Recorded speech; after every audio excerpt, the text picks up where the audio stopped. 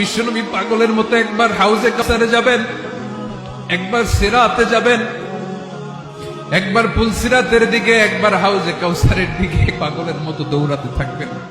তার কোন গুনাহগার উম্মত যাতে জাহান্নামে ঢুকে না যায়, সেদিন কেউ সুপারিশ করতে পারবে না বিশ্বনবী ছাড়া। এজন্য 5 নম্বর আল্লাহ বললেন, মান যাল্লাযী ইয়াশফাউ ইনদাহু ইল্লা বিইযনিহি। কার সাহস আছে, কার এত বড় বুকের পাটা কিয়ামতের কঠিন দিন আল্লাহর সামনে দাঁড়িয়ে সুপারিশ করবে? কারো ক্ষমতা নেই, কারো ক্ষমতা নাই। বিশ্বনবী সেদিন সিজদায় পড়ে উম্মতের জন্য কাঁদবেন, সবাই কাঁদবে, নফসি নফসি, আল্লাহ আমারে বাঁচাও, আল্লাহ আমারে বাঁচাও। বিশ্বনবী বলবেন, উম্মতি উম্মতি।